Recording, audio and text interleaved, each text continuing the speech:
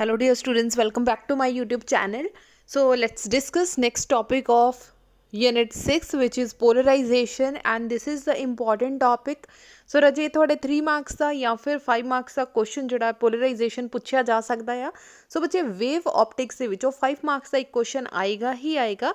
ਸੋ ਬੱਚੇ ਸਾਡੀ ਆਪਟਿਕਸ ਦਾ wave optics ਦਾ last video lecture ਆ. ਇਸ ਤੋਂ ਬਾਅਦ ਬੱਚੇ ਆਪਾਂ ਡਿਸਕਸ ਕਰਾਂਗੇ 3 ਔਰ 5 ਮਾਰਕਸ ਦੇ ਕੁਐਸਚਨ ਤੁਹਾਡੇ ਐਗਜ਼ਾਮ ਦੇ ਅੰਦਰ ਕਿਹੜੇ ਕਿਹੜੇ ਆ ਸਕਦੇ ਆ ਔਰ ਅਸੀਂ ਆਪਟਿਕਸ ਕਿੱਦਾਂ ਪ੍ਰਿਪੇਅਰ ਕਰਨੀ ਆ. ਦੈਨ ਉਸ ਵੀਡੀਓ ਤੋਂ ਬਾਅਦ ਬੱਚੇ ਐਕੂਰੇਟ ਦੀ ਬੁੱਕ ਦੇ ਵਿੱਚੋਂ 1 ਐਂਡ 2 ਮਾਰਕਸ ਦੇ ਕੁਐਸਚਨ ਆਪਾਂ ਡਿਸਕਸ ਕਰਾਂਗੇ, ਨੂਮੈਰੀਕਲਸ ਡਿਸਕਸ ਕਰਾਂਗੇ. ਫਿਰ ਵੀ ਰਾਜੇ ਤੁਹਾਨੂੰ ਕਿਸੇ ਤਰ੍ਹਾਂ ਦਾ ਕੋਈ ਡਾਊਟ ਹੋਏਗਾ, ਕੋਈ ਵੀ ਕੁਐਸਚਨ ਤੁਹਾਡੇ ਮਾਈਂਡ ਵਿੱਚ ਹੋਏਗਾ ਤਾਂ ਬੱਚੇ ਤੁਸੀਂ ਬੇਝਿਜਕ ਜਿਹੜਾ ਕਮੈਂਟ ਕਰ ਸਕਦੇ ਆ, ਪੁੱਛ ਸਕਦੇ ਆ. ਫਿਜ਼ਿਕਸ ਨਾਲ ਰਿਲੇਟਡ ਕੁਝ ਵੀ ਬੱਚੇ ਤੁਸੀਂ ਪੁੱਛਣਾ ਹੋਵੇ, ਤੁਹਾਨੂੰ ਕਿਸੇ ਤਰੀਕੇ ਦੀ ਕੋਈ ਵੀ ਪ੍ਰੋਬਲਮ ਆ ਰਹੀ ਹੋਵੇ ਤਾਂ ਜਿਹੜਾ ਤੁਸੀਂ ਕਮੈਂਟ ਸੈਕਸ਼ਨ ਦੇ ਵਿੱਚ ਬੱਚੇ ਪੁੱਛ ਸਕਦੇ ਆ. ਸੋ 95% ਚਾਂਸ ਆ ਕਿ ਮੈਂ ਰਿਪਲਾਈ ਦਿਆਂਗੀ ਤੁਹਾਡੀ. ਸੋ ਬੱਚੇ ਕੋਈ ਇੱਕ ਇੱਦਾਂ ਦੇ ਮੈਸੇਜ ਹੁੰਦੇ ਆ ਜਿਨ੍ਹਾਂ ਦੇ ਮੈਂ ਰਿਪਲਾਈ ਨਹੀਂ ਕਰ ਪਾਉਂਦੀ. ਪੋਲਰਾਈਜੇਸ਼ਨ ਦਾ ਬੱਚੇ ਚੈਪਟਰ ਸਟਾਰਟ ਕਰਦੇ ਆ. ਸਭ ਤੋਂ ਪਹਿਲਾਂ ਤਾਂ ਸਾਨੂੰ ਪਤਾ ਹੋਣਾ ਚਾਹੀਦਾ ਕਿ ਪੋਲਰਾਈਜੇਸ਼ਨ ਹੈ ਕੀ ਚੀਜ਼. ਸੋ ਡੈਫੀਨੇਸ਼ਨ ਆ, if the vibration of the wave are present in just one direction in a plane perpendicular to the direction of propagation. ਬੱਚੇ ਡਾਇਰੈਕਸ਼ਨ ਆਫ ਪ੍ਰੋਪੇਗੇਸ਼ਨ ਕੀ ਆ? ਜਿੱਧਰ ਨੂੰ ਜਿਹੜੀ ਵੇਵ ਆਫ ਲਾਈਟ ਜਿਹੜੀ ਆ ਤੁਹਾਡੀ ਵਾਈਬਰੇਟ ਕਰ ਰਹੀ ਆ. ਪ੍ਰੋਪੇਗੇਸ਼ਨ ਮੀਨਸ ਵਾਈਬਰੇਸ਼ਨ. ਸੋ ਦੇਖੋ, ਅਗਰ ਕਹਿੰਦੇ if the vibration of a wave are present, ਕਿਸੇ ਵੇਵ ਦੀ ਵਾਈਬਰੇਸ਼ਨ ਪ੍ਰੈਜ਼ੈਂਟ ਹੋਵੇ, ਕੋਈ ਵੇਵ ਆ ਰਾਜੇ ਇਸ ਤਰੀਕੇ ਨਾਲ ਆ ਰਹੀ ਆ ਔਰ ਵਾਈਬਰੇਟ ਕਰਦੀ ਹੋਈ ਆ ਰਹੀ ਆ ਇਨ ਜਸਟ ਵਨ ਡਾਇਰੈਕਸ਼ਨ, ਇੱਕ ਪਰਟੀਕੂਲਰ ਡਾਇਰੈਕਸ਼ਨ, ਮੰਨ ਲਓ ਐਕਸ ਐਕਸਿਸ ਦੇ ਅਲੋਂਗ ਇਹ ਵਾਈਬਰੇਟ ਕਰਦੀ ਹੋਈ ਆ ਰਹੀ ਆ in a plane perpendicular to the direction of propagation. ਇਹ ਤੋਂ ਪਲੇਨ ਆਫ ਪਰਪੈਂਡੀਕੂਲਰ. ਹੁਣ ਰਾਜੇ ਤੁਸੀਂ ਡਾਇਗਰਾਮ ਧਿਆਨ ਨਾਲ ਦੇਖੋ, ਅਸੀਂ ਕੀ ਕੀਤਾ, ਇੱਥੇ ਕੀ ਲਗਾਤੀ, ਇੱਕ ਸੋਰਸ. ਇਸ ਸੋਰਸ ਤੋਂ ਜਿਹੜੀ ਰੇ ਆਫ ਲਾਈਟ ਆ ਰਹੀ ਆ, ਸੋ ਇਹਦੇ ਐਰੋਜ਼ ਧਿਆਨ ਨਾਲ ਦੇਖੋ ਰਾਜੀ, ਇਹਦੇ ਐਰੋਜ਼ ਇਸ ਤਰੀਕੇ ਨਾਲ ਆ ਐਰੋ ਆ ਔਰ ਇਹਤੇ ਡਾਟ ਵੀ ਆ. ਇਹਦਾ ਮਤਲਬ it has a number of components. So ਸਾਰੇ ਕੰਪੋਨੈਂਟ ਆ, ਇੱਧਰ ਵਾਲੇ ਉੱਧਰ ਵਾਲੇ, ਸੋ ਜਿੰਨੇ ਵੀ ਇਹਦੇ ਵਿੱਚੋਂ ਮੈਕਸੀਮਮ ਕੰਪੋਨੈਂਟਸ ਲਾਈਟ ਦੇ ਹੋ ਸਕਦੇ ਆ, ਇਹਦਾ ਮਤਲਬ ਸਾਰੇ ਹੀ ਕੰਪੋਨੈਂਟਸ ਇਹਦੇ ਅੰਦਰ ਹੈਗੇ ਆ. ਸੋ ਇੱਦਾਂ ਦੀ ਡਾਇਗਰਾਮ ਬਣਾਉਣ ਦੀ ਬਜਾਏ ਅਸੀਂ ਕੀ ਕਰਦੇ ਹਾਂ, ਇੱਕ ਐਰੋ ਬਣਾ ਕੇ ਇੱਥੇ ਸੈਂਟਰ 'ਚ ਡਾਟ ਲਗਾਤਾ. ਇਹਦਾ ਮਤਲਬ ਦਿਸ ਇਜ਼ ਅ ਅਨਪੋਲਰਾਈਜ਼ਡ ਲਾਈਟ ਜਿਹਦੇ ਵਿੱਚ ਹਜ਼ਾਰਾਂ ਹੀ ਕੰਪੋਨੈਂਟਸ ਹੋਣਗੇ. ਠੀਕ ਹੈ ਜੀ. ਸੋ ਆ ਤੁਹਾਡੀ ਕੀ ਹੈ, ਇੱਕ ਐਕਸਿਸ ਆ. ਸੋ ਇੱਥੋਂ ਕੀ ਆ, ਅਨਪੋਲਰਾਈਜ਼ਡ ਲਾਈਟ ਪਾਸ ਹੋ ਰਹੀ ਆ. ਅੱਗੇ ਲਗਾਤਾ ਸੀ ਇੱਕ ਪੋਲੇਰਾਈਡਰ. ਕੀ ਲਗਾ ਦਿੱਤਾ? ਪੋਲੇਰਾਈਡਰ. ਪੋਲੇਰਾਈਡਰ ਬੱਚੇ ਕੀ ਚੀਜ਼ ਹੁੰਦੀ ਆ? ਮੰਨ ਲਓ ਤੁਹਾਡੇ ਸਾਹਮਣੇ ਇੱਕ ਪਤਲੀ ਜੀ ਕੰਧ, ਵੱਡੀ ਸਾਰੀ ਕੰਧ ਆ, ਅਸੀਂ ਸਿਰਫ ਇੰਨਾ ਕੁ ਹੋਲ ਛੱਡ ਦਿੱਤਾ ਕਿ ਤੁਸੀਂ ਇੰਨੇ ਕੁ ਜਿਹੜੇ ਆ ਇਹਦੇ ਵਿੱਚੋਂ ਪਾਸ ਹੋ ਸਕਦੇ, ਨਿਕਲ ਸਕਦੇ ਆ. ਮੰਨ ਲਓ ਸਾਰੀ ਕੰਧ ਆ, ਠੀਕ ਆ. ਜਿਹੜਾ ਮੋਟਾ ਬੰਦਾ ਹੋਏਗਾ ਇਹ 'ਚੋਂ ਨਹੀਂ ਫਸ ਕੇ ਜਾ ਸਕਦਾ, ਇਹ 'ਚੋਂ ਨਿਕਲ ਕੇ ਨਹੀਂ ਜਾ ਸਕਦਾ. ਜਿਹੜਾ ਪਤਲਾ ਬੰਦਾ ਹੋਏਗਾ ਇੰਨੇ ਕੁ ਜਿਹੜੀ ਦਰਵਾਜ਼ਾ ਹੋਏਗਾ ਜਾਂ ਪਤਲਾ ਜਿਹਾ ਜੋ ਸ਼ੇਕ ਹੋਏਗਾ ਉਹਦੇ ਵਿੱਚੋਂ ਪਾਸ ਆਊਟ ਹੋ ਜਾਏਗਾ, ਨਿਕਲ ਕੇ ਚਲਾ ਜਾਏਗਾ. ਸੋ ਇਹੀ ਚੀਜ਼ ਪੋਲੇਰਾਈਡਰ ਆ.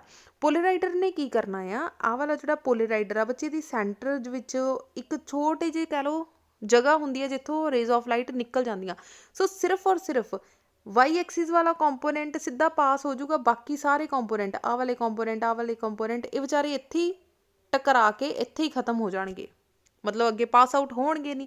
ਸੋ ਅੱਗੇ ਜਿਹੜੀਆਂ ਰੇਜ਼ ਆਫ ਲਾਈਟ ਆਈਆਂ ਆ ਉਹ ਕਿੱਦਾਂ ਦੀਆਂ ਆ? ਸਿੰਪਲ ਵਾਈ ਐਕਸਿਸ, ਸੈਂਟਰ ਵਿੱਚ ਡਾਟ ਨਹੀਂ ਆ. ਸੋ ਬੱਚੇ ਡਾਇਗਰਾਮ ਬਹੁਤ ਕੇਅਰਫੁਲੀ ਬਣਾਉਣੀ ਆ. ਇੱਧਰ ਸੈਂਟਰ ਵਿੱਚ ਡਾਟ ਹੈ, ਦਿਸ ਇਜ਼ ਅਨਪੋਲਰਾਈਜ਼ਡ ਲਾਈਟ. ਜਦੋਂ ਪੋਲਰਾਈਡਰ ਦੇ ਵਿੱਚੋਂ ਪਾਸ ਆਊਟ ਹੋ ਗਿਆ ਤਾਂ ਹੁਣ ਕੀ ਹੋ ਗਿਆ? ਪੋਲਰਾਈਜ਼ਡ ਲਾਈਟ. ਸੋ ਕੀ ਹੋ ਗਿਆ? ਪੋਲਰਾਈਜ਼ਡ ਲਾਈਟ. ਸੋ ਇਹਦੇ ਵਿੱਚ ਸਿਰਫ ਇੱਕ ਕੰਪੋਨੈਂਟ ਰਹਿ ਜਾਂਦਾ, ਉਹ ਵੀ ਸਿਰਫ ਵਾਈ ਐਕਸਿਸ ਦਾ. ਕਲੀਅਰ ਹੋ ਗਈ ਬੱਚੇ ਇੰਨੀ ਚੀਜ਼? ਹੁਣ ਨੈਕਸਟ ਚੀਜ਼ਾਂ ਜਿਹੜੀਆਂ ਆ ਡਾਟਡ ਲਾਈਨ ਦੇ ਵਿੱਚ ਸ਼ੋ ਕੀਤੀਆਂ, ਧਿਆਨ ਨਾਲ ਦੇਖੋ. ਇੱਕ ਬੱਚੇ ਆ ਚੀਜ਼ ਆ, ਸਿਰਫ ਆ ਚੀਜ਼ ਆ, ਠੀਕ ਹੈ. ਆ ਕੀ ਆ? ਪਲੇਨ ਆਫ ਵਾਈਬਰੇਸ਼ਨ, ਕਿ ਜਿੱਧਰੋਂ ਵਾਈਬਰੇਸ਼ਨ ਹੋ ਰਹੀ ਆ ਇਹਦੇ ਪਰਪੈਂਡੀਕੂਲਰ. ਹੁਣ ਰਾਜੇ ਇੱਕ ਅਗਰ ਗੱਤਾ ਇੱਦਾਂ ਹੋਏਗਾ, ਆਪਾਂ ਇੱਕ ਦੂਸਰਾ ਗੱਤਾ ਇਹਦੇ ਵਿੱਚ ਇਸ ਤਰੀਕੇ ਨਾਲ ਫਸਾ ਦਈਏ, ਬਿਲਕੁਲ ਠੀਕ ਆ, ਪਰਪੈਂਡੀਕੂਲਰਲੀ. ਸੋ ਬੱਚੇ ਮੇਰੇ ਕੋਲ ਹੁਣ ਸਕਰੀਨ ਕਹਿ ਲਓ 2 ਡਿਮੈਂਸ਼ਨ ਹੈ. ਸੋ 3 ਡਿਮੈਂਸ਼ਨ ਦੇ ਵਿੱਚ ਕੀ ਹੋਏਗਾ, ਦੋ ਗੱਤੇ ਅਸੀਂ ਆਪਸ ਵਿੱਚ ਫਸਾ ਦਈਏ ਜਿੱਦਾਂ ਕ੍ਰੋਸ ਬਣਾਉਂਦੇ ਆ, ਠੀਕ ਆ.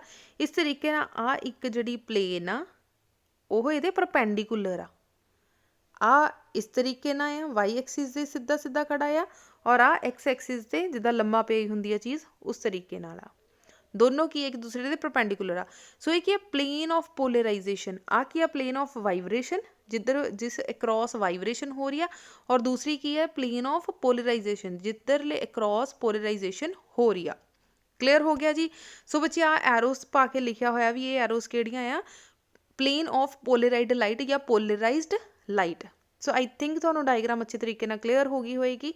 सो कुछ बच्चों बच्चे सीगा कह लो शिकायत सी कि मैं हैंड रिटन नहीं करती, जी डायग्राम ड्रॉ नहीं करती। सो बच्चे लास्ट वीडियो जिदा डिफ्रैक्शन आ वो थोड़ी कॉम्पलीकेटेड सी diagram, so that is why मैं हत्थ ना बनाती। आ वाली बच्चे सिंपल डायग्राम आ, कुछ नहीं है ये। अगर थानू आ प्लेन वगैरह नहीं बनाना चाहते, थानू कॉम्पलीकेटेड लगते हैं, तो सिंपल डायग्राम बना सकते हैं। इत्थे बना दो सोर्स, सोर्स दे विचों बच्चे रेज ऑफ लाइट किहड़ियां जा रही, अनपोलराइज्ड लाइट। सो इस तरीके ना अगे बना दो पोलराइडर, आ बनाता पोलराइडर। पोलराइडर दे विच बच्चे इन्नी क जगह हुंदी है जिहड़ी रेज ऑफ लाइट नूं पास होण दिंदी आ। सो आ बन गई तुहाडी पोलराइज्ड लाइट। इत्थे लिख दो दिस इज़ अनपोलराइज्ड लाइट और दिस इज़ पोलराइज्ड लाइट। आ की है तुहाडा पोलराइडर, पोलराइडर। ठीक है जी, क्लीयर हो गया। सिर्फ इन्नी क डायग्राम भी बना के आऊँगे तो तुहाडे कोई नंबर नहीं कट्टिया जाएगा। डन। सो नैक्सट आ जाओ, when wave is said to be polarised or plane polarised, ਜਦੋਂ ਕਹਿੰਦੇ ਅਸੀਂ ਵੇਵ ਨੂੰ पोलराइज्ड ਜਾਂ ਫਿਰ प्लेन पोलराइज्ड ਕਹਿੰਦੇ ਆ, the phenomena of restitute the oscillations, ਜਿਹੜੀਆਂ ਬੱਚੇ ऑसिलेशंस ਜਿਹੜੀਆਂ ਕੱਟ ਹੋ ਗਈਆਂ, रिड्यूस हो गया of wave to just one direction in the transversal plane is called polarization of wave. So इस प्लेन नूं ਅਸੀਂ ਕੀ बोल ਦਿੰਦੇ ਆ, polarization of wave and polarization of light. So इनू असी पोलराइजेशन ऑफ वेव्स बोल दिंदे आ या फिर पोलराइजेशन ऑफ लाइट बोल दिंदे आ। डन। सो राजी ये होगी तुहाडी पोलराइजेशन की डेफिनेशन, जो कि तुहाडे एग्जाम दे विच 1 मार्क्स की पूछी जा सकती है। अगर अजे 1 मार्क्स का क्वेश्चन आया दैन तुसी सिर्फ डेफिनेशन लिख के आ जाओ, चलेगा। अगर 2 मार्क्स का आया तो ट्राई करो कि डायग्राम जिहड़ी आ नाल प्लॉट करके आओ। मान लो राजी यही क्वेश्चन जिहड़ा आ 3 मार्क्स के नाल आ जाए, उत्थे लिखिया होवे 1,2 हैगा 3 मार्क्स का क्वेश्चन आ, लाइक थानू पूछ रहा कि what is polarization, explain Brewster's law, ਇਹਦਾ मतलब टोटल 3 मार्क्स का आ। सो कला पोलराइजेशन 1 मार्क्स का आ।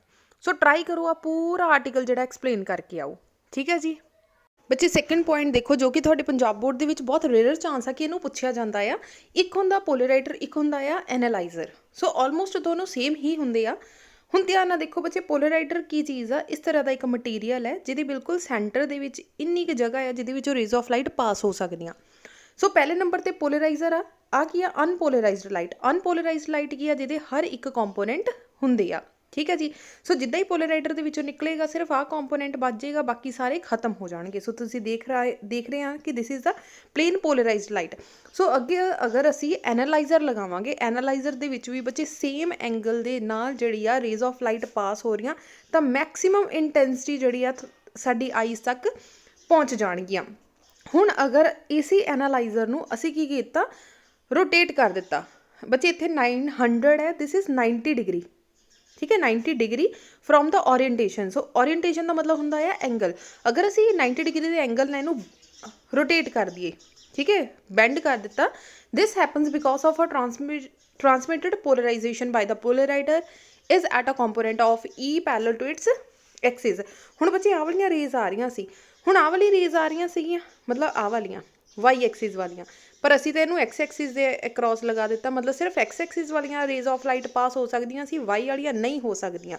अगर नहीं होणगियां तो इधरले पासे कोई भी रेज ऑफ लाइट सानू नहीं मिलणगियां। So no light will obtain. So कोई भी लाइट जिहड़ी ऑबटेन नहीं होएगी। सो पंजाब बोर्ड दे विच बच्चे लैस इंपॉर्टेंट आ, घट पूछा जाता। थर्ड नंबर ते की आ, पोलराइजर्स है कि आ a device that polarize the unpolarized light. Polarizer है की चीज़ आ, पोलराइजर की चीज़ आ जिहड़ी किसी एक इदां दा डिवाइस आ जिहड़ी कि रेज ऑफ लाइट नूं पोलराइज कर दिंदा, अनपोलराइज्ड लाइट नूं पोलराइज कर दिंदा आ। Passing through it is known as a polarizer. हुण की आ, unpolarized sun scattered by the atmosphere और reflection from the medium gets partially polarized. हुण बच्चे जिहड़ी अनपोलराइज्ड सनलाइट हुंदी आ, जिहड़ी सूरज तो लाइट आ रही है, उन्होंने अनपोलराइज्ड लाइट क्यों कहा जाता, क्योंकि इहदे विच हर एक तरह के कंपोनेंट्स आ। ठीक है। So this is the unpolarized light.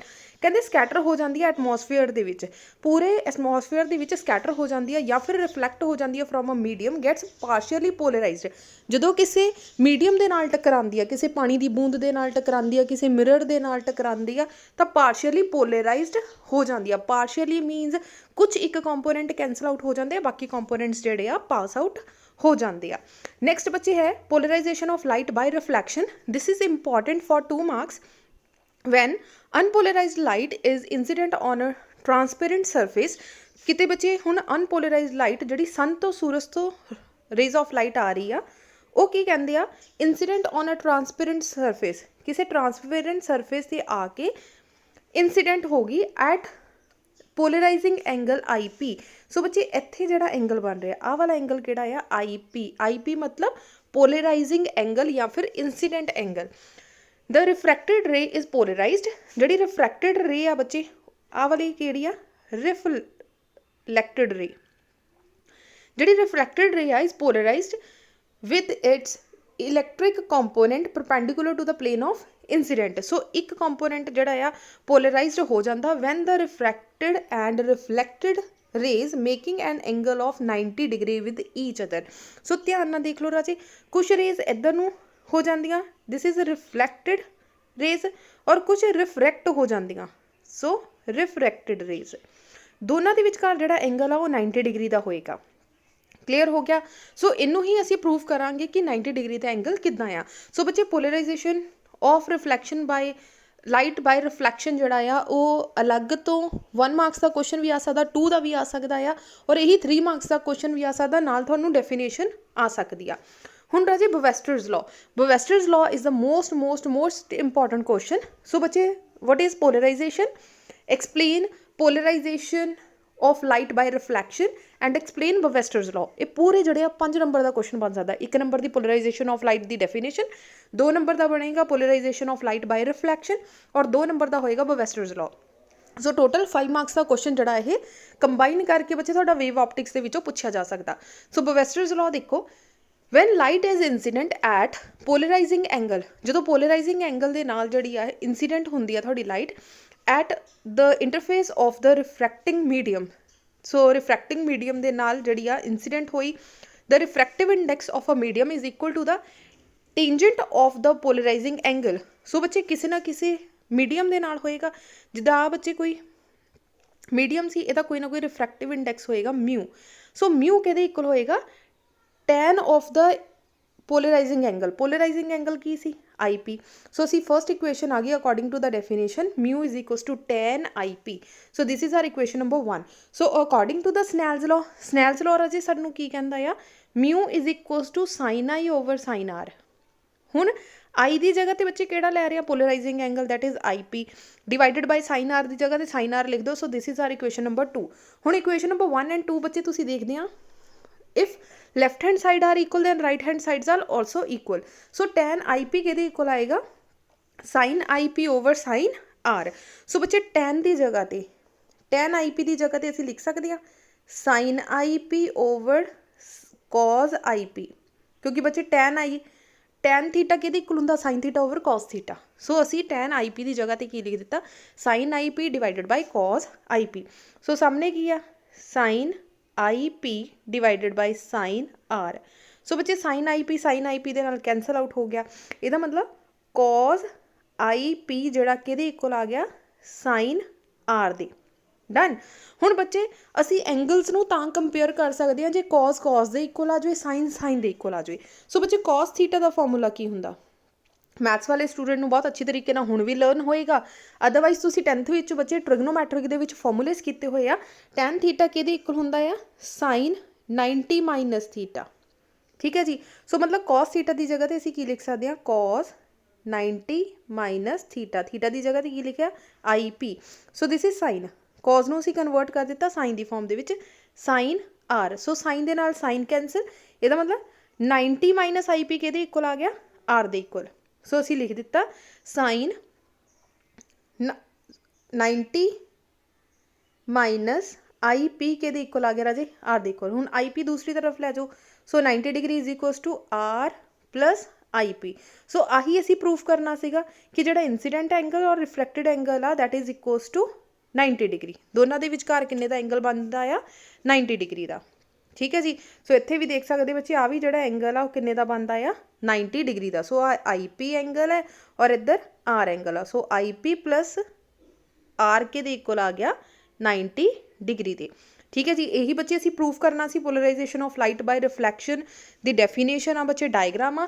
ਅਗਰ ਬਵੈਸਟਰਜ਼ ਲਾਅ ਆ ਜਾਂਦਾ ਆ ਤਾਂ ਬੱਚੇ ਤੁਸੀਂ ਇਹਦੇ ਨਾਲ ਵੀ ਡਾਇਗਰਾਮ ਸੇਮ ਹੀ ਡਰਾ ਕਰਕੇ ਆਉਂਗੇ, ਕਿਉਂਕਿ ਮੈਂ ਇਕੱਠੀ ਵੀਡੀਓ ਦੇ ਵਿੱਚ ਐਕਸਪਲੇਨ ਕਰ ਰਹੀ ਹਾਂ ਅਤੇ ਇਹਦੇ ਨਾਲ ਮੈਂ ਡਾਇਗਰਾਮ ਸ਼ੋ ਨਹੀਂ ਕਰ ਰਹੀ। ਅਗਰ ਅਲੱਗ ਤੋਂ 2 ਨੰਬਰ ਦਾ ਬੱਚੇ ਬਵੈਸਟਰਜ਼ ਲਾਅ ਆਉਂਦਾ ਆ ਤਾਂ ਤੁਸੀਂ ਇਹਦੇ ਨਾਲ ਡਾਇਗਰਾਮ ਜਿਹੜੀ ਆ ਡਰਾ ਕਰਕੇ ਆਉਂਗੇ। ਸੋ ਲਾਸਟ ਦੇ ਵਿੱਚ ਬੱਚੇ ਰਿਜ਼ਲਟ ਲਿਖਣਾ ਬਿਲਕੁਲ ਨਹੀਂ ਭੁੱਲਣਾ। Hence when a ray of light is incident at polarizing angle, the refracted ray is at a right angle to the refracted ray। so last ਵਿੱਚ ਬੱਚੇ ਰਿਜ਼ਲਟ ਲਿਖਣਾ ਬਿਲਕੁਲ ਨਹੀਂ ਭੁੱਲਣਾ। ਸੋ ਇਹ ਪੂਰਾ ਚੈਪਟਰ ਆ, ਛੋਟਾ ਜਿਹਾ ਚੈਪਟਰ ਹੈ। ਸੋ ਪੂਰਾ ਚੈਪਟਰ ਬੱਚੇ ਤੁਹਾਡਾ 5 ਮਾਰਕਸ ਦਾ ਡਾਇਰੈਕਟ ਕੁਐਸਚਨ ਜਿਹੜਾ ਬਣ ਕੇ ਆ ਸਕਦਾ ਆ। ਸੋ ਮੰਨ ਕੇ ਚੱਲੋ ਬੱਚੇ 30 to 40% ਚਾਂਸ ਹੈ ਕਿ ਡਾਇਰੈਕਟ ਇਹੀ ਕੁਐਸਚਨ ਤੁਹਾਡੇ ਐਗਜ਼ਾਮ ਦੇ ਅੰਦਰ ਪੁੱਛ ਲਿਆ ਜਾਏਗਾ। ਸੋ ਇਹਦੇ ਨਾਲ ਹੀ ਸਾਡੀ ਆਪਟਿਕਸ ਬੱਚੇ ਕੰਪਲੀਟ ਹੁੰਦੀ ਆ। ਸੋ ਕੱਲ੍ਹ ਤੋਂ ਆਪਾਂ ਕੀ ਕਰਾਂਗੇ, most important lectures, most important questions ਦੀ ਜਿਹੜੀ ਆ ਤੁਹਾਨੂੰ ਵੀਡੀਓ ਜਿਹੜੀ ਆ YouTube ਚੈਨਲ ਦੇ ਉੱਪਰ ਮਿਲ ਜੇਗੀ, ਜਾਂ ਜਿੱਦਾਂ ਹੀ ਕਹਿ ਲਓ ਤੁਹਾਡਾ ਇਹ ਲੈਕਚਰ ਕੰਪਲੀਟ ਹੋਏਗਾ ਤਾਂ ਤੁਹਾਨੂੰ ਲਿੰਕ ਜਿਹੜਾ ਆ ਵੀਡੀਓ ਦੇ ਲਾਸਟ ਵਿੱਚ ਮਿਲ ਜੇਗਾ।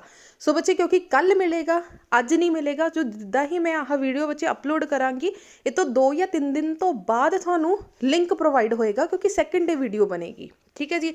ਸੋ ਜਾਂਦੇ ਜਾਂਦੇ ਬੱਚੇ ਵੀਡੀਓ ਨੂੰ ਲਾਈਕ ਕਰ ਜਾਓ, ਮੈਕਸਿਮਮ ਸ਼ੇਅਰ ਕਰ ਜਾਓ। ਜੇ ਚੈਨਲ 'ਤੇ ਫਸਟ ਟਾਈਮ ਆਏ ਹੋ ਤਾਂ ਪਲੀਜ਼ ਸਬਸਕ੍ਰਾਈਬ ਜ਼ਰੂਰ ਕਰਦੇ ਜਾਣਾ। Thank you so much.